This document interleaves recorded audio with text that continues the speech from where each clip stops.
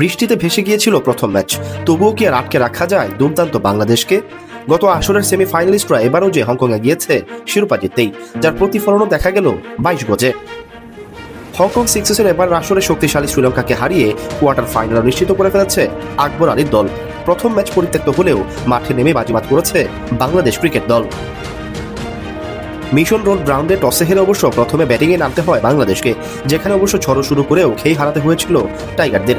এক প্রান্তে হাবিবুর রহমান ব্যাট হাতে তাণ্ডব চালালেও অপর প্রান্তে জিসান ফিরেছিলেন 16 রানেই। এরপর মাঠে নামা অধিনায়ক আকবরের ব্যাটে দেখা যায় ঘূর্ণিঝড়। একের পর এক 4 ছক্কায় 6 ওভারের এই টুর্নামেন্টে জমিয়ে ফেলেন বাংলাদেশের হয়ে যুব বিশ্বকাপ জয়ী কাপ্তান। মাত্র 9 বলে 4 ছক্কা ও 2 চারে তার ব্যাট থেকে আসে 32 রানের ইনিংস, আর 2টি 4 ও 2 ছক্কায় হাবিবুর রহমান করেন 7 বলে 21। যদিও শেষ দিকের ব্যাটাররা দলকে তেমন সাপোর্ট দিতে পারেননি।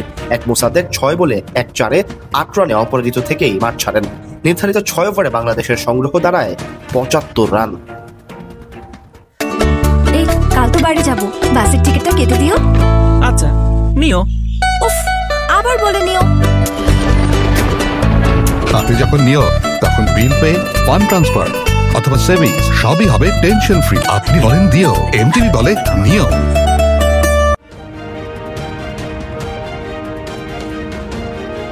জবাবে ব্যাটিংয়ে নেমে প্রথম ওভারেই পেসার আবু হায়দারের কাছে আত্মসমর্পণ করেন শ্রীলঙ্কার ওপেনার থানুকা দাবারে, আর এরপরেই হংকংয়ের মাটিতে দেখা মিলে মুসাদ্দেক শোয়ের।